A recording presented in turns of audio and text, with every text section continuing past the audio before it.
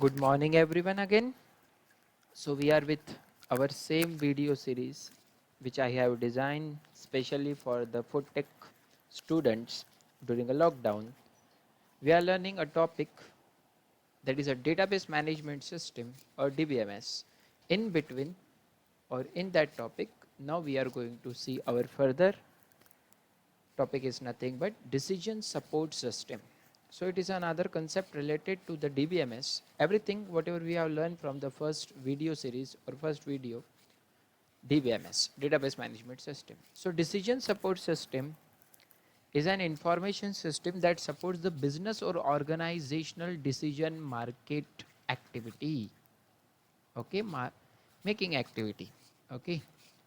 Decision support system एक information system है जो सपोर्ट करता है बिजनेस ऑर्गेनाइजेशन को डिसीजन मेकिंग एक्टिविटीज. तो डिसीजन मेकिंग एक्टिविटीज, डिसीजन यानी किसी भी चीज़ को करने के लिए हमें कुछ ना कुछ डिसीजन लेना पड़ता है. तो वो डिसीजन लेने के लिए एक सिस्टम होता है, इंफॉर्मेशन होती है जिसकी मदद से हम डिसीजन लेते हैं. इसी को हम बोलते हैं DSS, decision support system serve the management. तो ये एक मैनेजमेंट का काम करता है. कोई भी काम करने के लिए हमें मैनेजमेंट लगता है. We are learning with respect to agriculture और where we are going to use a database. So decision support system serves the management, operations and planning level of organization. किसी भी ऑर्गेनाइजेशन का मैनेजमेंट हो गया, operation हो गया, planning हो गई, है ना, इन सब को की इंफॉर्मेशन को सेव रखता है, उसको हम बोलते हैं डिसीजन सपोर्ट सिस्टम, जो हमें डिसीजन लेने में सपोर्ट करता है. Usually mid and higher management level होती है इसकी. हायर मैनेजमेंट भी हो सकता है, मिड भी हो सकता है. And help the people make decisions about the problems that may be rapidly changing and not easily specified in the advance. क्योंकि जब भी हम कोई काम करने जाते हैं, पहले हमें कुछ पता रहा तो उससे रिलेटेड हम डिसीजन लेते हैं और प्रॉब्लम को सॉल्व करते हैं. लेकिन मुझे पता ही नहीं क्या होने वाला है और मैं प्रॉब्लम सॉल्व कर रहा हूँ, बीच में अचानक डिफरेंट प्रॉब्लम आ गया. तो उस प्रॉब्लम को सॉल्व करने के लिए जो इन्फॉर्मेशन होगी, कुछ मेरे पास मेरा पुराना एक्सपीरियंस वो मुझे मदद करेगा. लेकिन सॉफ्टवेयर के लैंग्वेज में उस पुराने एक्सपीरियंस को हम यहाँ बोलते हैं decision support system. So unstructured and semi structured decision problems. कोई प्रॉब्लम पूरी तरीके से स्ट्रक्चराइज नहीं होता, कोई सेमी स्ट्रक्चर रहेगा. Decision support system can be either fully computerise और ह्यूमन पावर्ड और अ कॉम्बिनेशन ऑफ बोथ. तो ये होता क्या है, कंप्यूटराइज सिस्टम हो सकता है या तो ह्यूमन पावर्ड हो सकता है, वुमेन के थ्रू कंट्रोल लेकिन कंप्यूटराइज ऑपरेशन होगा, या तो दोनों का combination. While academics have perceived decision support system as a tool to support the decision making process. तो एकेडमिक में इसे यूज़ किया जाता है, एक टूल माना जाता है इसे, जो सपोर्ट करता है डिसीजन मेकिंग प्रोसेस में. कोई भी काम करने के लिए डिसीजन लेना है विथ रिस्पेक्ट टू एग्रीकल्चर, तो डिसीजन सपोर्ट सिस्टम का यूज़ किया जाता है. ये एक सॉफ्टवेयर है. Users see the decision support system as a tool to facilitate organisational process. Some authors have extended the definition of decision support system to include any system that might support decision making. बहुत सारे different authors ने इसको different तरीके से define किया है. उसमें से कोई डेफिनेशन से हम डिफाइन करने वाले. जब भी क्वेश्चन आएगा what is decision support system, उसे डिफाइन करना है और इन चारों में से कोई भी दो डेफिनेशन हम लिख सकते हैं. And some decision support system include decision making software component. तो कोई ह्यूमन बेस होता है, किसी में सॉफ्टवेयर कंपोनेंट होते हैं, कि कोई दोनों के कॉम्बिनेशन से बनाता है. Okay. Sprague in 1980 defines, this is the name of scientist, scientist defines properly the term decision support system as follow. तो चार डेफिनेशन दिए हमें स्प्रैग्यू ने in 1980. So first definition, decision support system tends to be aimed at the less well structured. उसका purpose होता है वो less well structured unspecified problem that upper level managers typically face. जो अपर लेवल मैनेजर्स होते हैं जो face करते हैं प्रॉब्लम को, उस प्रॉब्लम को दूर करने के लिए डिसीजन मेकिंग सिस्टम टूल बनाया जाता है. लोअर लेवल पे तो लेबर सी प्रॉब्लम को वो करेंगे, फिर वो उसे फॉरवर्ड करेंगे। लेकिन जो मैनेजमेंट होता है, जो किसी भी चीज़ का मैनेजर होता है, वो सारी चीज़ों को मैनेज तो करता है, लेकिन जीरो लेवल से नहीं, वो इंस्ट्रक्शन देता है अपने लो लेवल के लोगों को। जैसे कॉलेज है, कॉलेज में प्रिंसिपल सारा काम नहीं करेगा, प्रिंसिपल एचओडी को इंस्ट्रक्ट करेगा, एचओडी स्टाफ को इंस्ट्रक्ट करेगा, स्टाफ स्टूडेंट को इंस्ट्रक्ट करता है, ऐसे हायरार्की होती है। मतलब मेन पावर प्रिंसिपल के पास होता है, वो सिर्फ इंस्ट्रक्शन देता है, लेकिन उसे इंस्ट्रक्शन देने के लिए सपोर्ट करने वाला decision making system, it's related to different organisation. Okay, तो एग्रीकल्चर रिलेटेड है, तो जो मेन बॉस होगा एग्रीकल्चर फील्ड में, जो उसको चला रहा है अपने खेती को, फसल के लिए, वो सपोर्ट लेगा डिसीजन सपोर्ट सिस्टम से, और डिसीजन लेगा कि उसे किस तरीके से फार्मिंग करनी चाहिए, है ना। So decision support system tends to be aimed at a less well structured unspecified problem that upper level managers typically face. upper level manager जो face करते हैं problem जिसका कोई structure ना हो, definition ना हो, हमें समझे ही ना, उनको solve करता है ये software. Decision support system attempts to combine the use of models बोला था ना मैंने, rough design और analytic techniques, ऐसी टेक्निक जिससे हम किसी चीज़ को ऑब्जर्व कर सके, with a traditional data access and retrieval function. Traditional data access, normally हमारे जो ट्रेडिशनल वे होते हैं डेटा को एक्सेस करने के, एंड रिट्राइवल फंक्शन, डेटा को लेना और देना, इनकी मदद से उन सबको कंबाइन करके attempts to combine the use of models और एनालिटिकल टेक्निक। तो ये डिसीजन सपोर्ट सिस्टम यूज़ करता है मॉडल्स को भी, एनालिटिकल टेक्निक को भी। ये उसके डेफिनेशन सेकंड वाली। अब थर्ड डेफिनेशन क्या है? Decision support system specially focus on the features which make them easy to be used by non-computer proficient people in an interactive mode. तो ये ऐसा भी होता है जिनको कंप्यूटर का नॉलेज न भी हो, वो भी इसको अच्छे तरीके से समझ सकते हैं। जैसे देखो हर एक इंडस्ट्री में कंप्यूटराइज सिस्टम यूज़ होता है, तो ज़रूरी नहीं है हर कोई कंप्यूटर का एक्सपर्ट होगा, थोड़ा सा नॉलेज लगता है कंप्यूटर का, उसे ऑन कैसे करना, ऑफ कैसे करना, सॉफ्टवेयर को यूज़ कैसे करना, तो वो सॉफ्टवेयर सारी फैसिलिटी बताता है। तो वही बता रहे, decision support system specially focus on the features which make them easy to use. Decision support system का मेन फोकस होता है, उसका फीचर है which make them easy to use by non computer proficient, जो कंप्यूटर में efficient नहीं है उनके लिए भी, इन इंटरैक्टिव मोड, अच्छे तरीके से। जैसे आज छोटे बच्चे कैसे मोबाइल चला लेते हैं, वो सॉफ्टवेयर ही वैसा है मोबाइल का, यूजर फ्रेंडली, तो यूजर फ्रेंडली थर्ड डेफिनेशन थी। डिसीजन सपोर्ट सिस्टम एम्फासाइज मतलब फोकस करना, हाँ। Decision support system emphasise flexibility adaptability, flexibility मतलब आसान, एडेप्टेबिलिटी मतलब कोई भी उसे इस्तेमाल कर सकता है, to accommodate changes in the environment. तो एनवायरनमेंट में चेंजेस हुए, ये अपने रिजल्ट में चेंजेस ला सकता है। इसका मेन फोकस रहता है, फ्लेक्सिबल रहता है, एडेप्टेबल रहता है, जो अकोमोडेट मतलब जो खुद में उसे अचीव कर सके the environment and decision making approach of the user. तो यूजर का कौन सा भी अप्रोच रहने दो, सब प्रॉब्लम को सॉल्व करने की क्षमता जिसमें होती है उसको बोलते हैं डिसीजन सपोर्ट सिस्टम। तो डिसीजन सपोर्ट सिस्टम का मेन फोकस रहता है फ्लेक्सिबिलिटी, एडेप्टेबिलिटी को अकोमोडेट करना, अचीव करना in changes in the environment and decision making approach. Decision को डिसाइड करने के लिए जो अप्रोच है उसमें अगर चेंज भी होगा ना, तो डिसीजन मेकिंग सिस्टम फ्लेक्सिबल होता है, आपको सॉल्यूशन जरूर देगा। डिसीजन, ये चार डेफिनेशन थी साइंटिस्ट के थ्रू डिफाइन किए। Decision support system include a knowledge based system, ये नॉलेज बेस्ड होता है भाई, किसी भी सॉफ्टवेयर में सपने में नहीं आने वाला है ना, सपने से थोड़ी आएगा किसी सॉफ्टवेयर में कोई इन्फॉर्मेशन, उसमें ऑलरेडी चीज़ें फिल्ड रहती है, फिर उसमें से जैसे हम एंटर करते हैं इन्फॉर्मेशन, तो वो इन्फॉर्मेशन को मैच करता है कि ये प्रॉब्लम इससे रिलेटेड है क्या, इससे रिलेटेड है क्या, तो मैच हुआ तो वो उसको आउटपुट में डिस्प्ले करता है। क्योंकि जब तक मुझे किसी चीज़ का नॉलेज होगा, आप क्वेश्चन पूछोगे तो मैं उस नॉलेज में से कंटेंट उठा के आपको बताऊंगा, मुझको नॉलेज ही नहीं, मैं कंटेंट नहीं दे सकता आपको। तो वैसे ही डिसीजन सपोर्ट सिस्टम एक सॉफ्टवेयर होता है जिसमें ऑलरेडी हर एक प्रॉब्लम के सॉल्यूशंस सॉफ्टवेयर के फॉर्म में, डॉक्यूमेंट के फॉर्म में, डेटा स्टोर के फॉर्म में भरे हुए होते हैं, बस जैसे ही प्रॉब्लम की क्यूरी दी वो हमें सॉल्यूशन देता है। Okay, so decision support system include a knowledge based system. तो डेफिनेशन है ये, इसकी अच्छे से लिखना है, इसे स्टार्टिंग का ही पॉइंट लिख सकते हैं हम कि decision support system include knowledge based system. वो नॉलेज बेस्ड होता है, उसके पास ऑलरेडी नॉलेज होता है, कौन देता है? Computer programmers. प्रोग्राम के फॉर्म में हम उसके अंदर नॉलेज भरते हैं, उसके हिसाब से वो हमें आउटपुट देता है। जैसे अभी आपने देखा होगा गवर्नमेंट सभी को बोल रही है कि आरोग्य सेतु ऐप इंस्टॉल करो।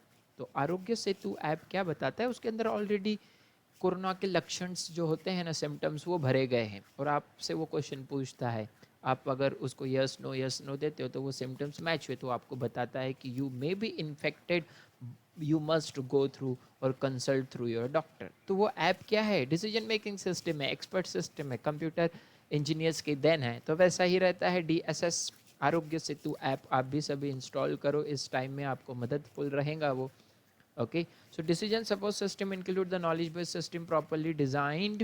Decision support system is an interactive software होता है based system intended to help the decision makers compile the useful information from a combination of raw data, documents and personal knowledge. तो document से, raw data से, personal knowledge से वो चीज़ों को combine करता है और business models to identify and solve the problem and make the decision.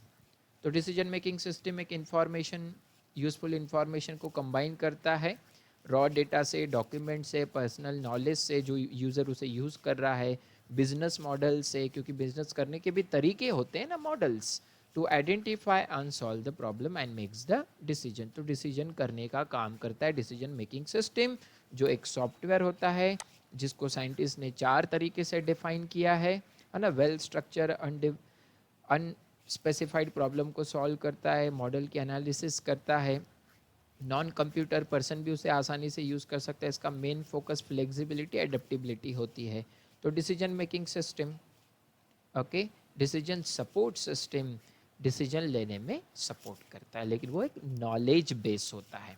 Okay, अब component and application in agriculture, अब तक हमने जो चीज़ें पढ़ी इन सबको एग्रीकल्चर में कैसे इम्प्लीमेंट किया जाता है। तो components and applications in agriculture, the development and implementation of precision agriculture. ये प्रिसीजन एग्रीकल्चर एक टेक्नोलॉजी है।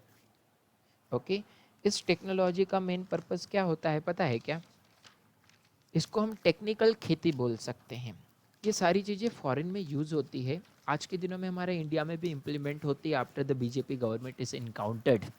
बहुत सारी फैसिलिटी वैसे भी होती थी, लेकिन आज ज़्यादा फैसिलिटी दी जाती है फार्मर्स को टेक्नोलॉजी के थ्रू फार्मिंग करने के लिए। Okay, the development and implementation of precision agriculture or a site-specific farming has been made up possible by combining the global positioning system. GPS हम पढ़ चुके, ये एक टेक्निक थी, जियो स्पेशियल टेक्नोलॉजी। जियो स्पेशियल टेक्नोलॉजी इसके पहले टॉपिक में पढ़ा था हमने, जिसको हमने क्या बोला था, कौन सी खेती होती है जिसको भूस्थानिक बोला था हमने, जियो स्पेशियल टेक्नोलॉजी का ही एक एग्जाम्पल ले रहे, उसका यूज़ करके हम अच्छे से खेती कैसे कर सकते हैं। देखो, the development and implementation of precision agriculture और साइट स्पेसिफिक फार्मिंग, किसी पर्टिकुलर साइट के लिए हम फार्मिंग कर रहे हैं, has been made possible by combining GPS, global positioning system, and geographical information system, GIS। Geographical information system हमें information देता है सॉइल की, उसके मॉइस्चर की, उसके टेम्परेचर की, ह्यूमिडिटी की, जिसको कैप्चर किया जाता है सैटेलाइट्स के through. This technologies enable coupling of real time data collection with accurate position information, जो रियल डेटा देता है हमें, एग्जैक्ट पोजीशन बताता है, रियल डेटा बताता है, रियल सिनेरियो बताता है, leading to the efficient manipulation, जिसको अच्छे से हम बदल सकते हैं, analysis of large amount of geospatial data. आ गया जियो स्पेशियल, जियो स्पेशियल एक टॉपिक पढ़ा है हमने जिसको भूस्थानिक बोला था हमने, किसी पर्टिकुलर लैंड के बारे में एनालिसिस करना। Okay, so GPS is nothing but global positioning system based applications in precision farming. Precision technology में GPS का इस्तेमाल किया जाता है, आर बीइंग यूज्ड काबरा for farm planning. Okay, farming करने के लिए, फील्ड मैपिंग, फील्ड को मैप करने के लिए, सॉइल सैम्पलिंग, सॉइल के सैंपल को चेक करने के लिए, ट्रैक्टर गाइडेंस, भाई ट्रैक्टर चलाए जाते हैं खेत में, जोता जाता है खेत को क्या करने के लिए, तो किस डायरेक्शन में, किस तरीके से, tractor guidance, crop स्कॉटिंग। Okay, crop स्कॉटिंग is nothing but फसल की कटाई करना, फसल की कटाई किस तरीके से करनी चाहिए, variable rate applications and yield mapping. जो हमारा आउटपुट आना चाहिए खेत का, yield mapping. So global positioning system allow the farmers to work during low visibility field conditions such as rain, कम बारिश होने पे भी, डस्ट, फॉग एंड डार्कनेस. ये सारी चीज़ों की इंफॉर्मेशन देता है हमें ग्लोबल पोजिशनिंग सिस्टम. इनका यूज जहाँ पे होता है उसको हम बोलते हैं precision agriculture. precision agriculture technique. In the past, it was difficult for the farmers to correlate the production technique. पुराने टाइम पे ये आसान नहीं था. And crop yield with a land variability. हर जगह लैंड वेरिएबल होता था. यहाँ पे ज़मीन अच्छी है तो वहाँ पे अच्छी नहीं रहेंगी, बाजू में थोड़ी ऐसे रहेंगी तो पथरीली रहेंगी. लेकिन आज किसी भी टाइप की ज़मीन रही तो उस हिसाब से वहाँ पे फार्मिंग की जाती है. This limited their ability to develop the most effective soil plant treatment strategy that could have enhanced their production. तो पहले ज़माने में ये नहीं हो सकता था, लेकिन अभी हो सकता है. क्यों? क्योंकि जीपीएस सिस्टम, जीआईएस सिस्टम हमें इंफॉर्मेशन देता है कौन से टाइप के लैंड कहाँ पे, तो उस टाइप की फार्मिंग वहाँ पे की जाना पॉसिबल होता है. Today more precise application of pesticides, herbicides and fertilisers. ये पेस्टिसाइड्स, हर्बिसाइड्स एंड फर्टिलाइजर्स क्या है? You know very well. This all things are nothing but जिसको हम बोलते हैं उर्वरक, कीटनाशक, शाकनाशक, है ना. तो हमारा जो पेस्टिसाइड है उसको हम कीटनाशक बोलते हैं, है ना. हर्बिसाइड्स मतलब शाकनाशक और फर्टिलाइजर्स मतलब उर्वरक. So this are nothing but the Hindi words. So इन सारी चीज़ें herbicides and fertilisers. So today more precise application of pesticides, herbicides and fertilizers and better control of dispersion of those chemicals are possible. Dispersions of those chemicals are possible are nothing but जिसको हम क्या बोलते हैं यहाँ पे, रसायनों के फैलाव. रसायन होते हैं ना जो हम खेती में डालते हैं, उनके फैलाव कैसे होनी चाहिए, कितनी डेंसिटी होनी चाहिए, कीटनाशक हमें कितने डालने चाहिए, कौन से लेवल में कि भाई पेड़ सड़ न जाए, ज़्यादा कीटनाशक डालने से कीटों को जलाना है भाई, पेड़ को नहीं. तो उस लेवल से ये सारी इन्फॉर्मेशन हमें देता है. The today more precise application of pesticides, herbicides, fertilizers and better control of dispersion of those chemicals are possible through a precision agriculture. तो कितना केमिकल का डोज हमें उन पेड़ों पे छिड़काव करना चाहिए, ये सारा डिसीजन हमें बताता है प्रिसीजन एग्रीकल्चर सिस्टम, है ना. दस रिड्यूसिंग द एक्सपेंसेस, जिससे हमारा खर्चा कम होता है. प्रोड्यूसिंग हायर यील्ड, ज़्यादा आउटपुट आता है क्योंकि हम समझदारी से काम कर रहे हैं. And creating a more environmentally friendly farm. Environmentally friendly काम कर रहे हैं हम. तो this all things are nothing but precision agriculture, जिसके अंदर हम यूज़ कर रहे हैं किसका, जीपीएस का, जियो स्पेशियल टेक्निक का. GPS is nothing but global positioning system और GIS is nothing but, GIS हमने कल पढ़ा था, कल के वीडियो में हमने देखा था, GIS nothing but a geographical information system. So ये सारी इंफॉर्मेशन जहाँ पे भी हम रखते हैं वो एक डेटाबेस होता है. So precision agriculture is now changing the way farmers. इसके कारण आज किसानों के तरीके बदल रहे हैं. And agri business view, agriculture के बिजनेस का व्यू बदल रहा है, नज़रिया बदल रहा है. And the land from which they reap their profits, जहाँ पे प्रॉफिट कम होता था वो आज बढ़ा सकते हम. Precision agriculture is about collecting timely geo special information, भूस्थानिक इंफॉर्मेशन को कलेक्ट करता है on a soil, plant, animal requirements. कौन से प्लांट पे किसकी ज़रूरत है, कौन से एनिमल हमारे सॉइल को मदद करते हैं. And prescribing and applying site specific treatments, उसके हिसाब से हम साइट के स्पेसिफिक ट्रीटमेंट देते हैं. सबको कॉमन ट्रीटमेंट नहीं दिया जाता है, जो जैसा होता है उसको वैसा ट्रीटमेंट दिया जाता है ना. Site specific treatments to increase the agriculture production. तो एग्रीकल्चर के प्रोडक्शन को इंक्रीज करने के लिए प्रिसीजन एग्रीकल्चर टेक्निक यूज़ की जाती है. और इस टेक्निक के अंदर हम यूज़ करते हैं, क्या यूज़ करते हैं हम, okay, geographical information system, okay, global positioning system. और ये जो भी चीज़ें मैं बोल रहा हूँ ये हमने कल के टॉपिक में पढ़ी थी. इन सबको हम बोलते थे जियो स्पेशियल टेक्नोलॉजी. तो जियो स्पेशियल टेक्नोलॉजी मदद करती है प्रिसीजन एग्रीकल्चर टेक्नोलॉजी को, ओके.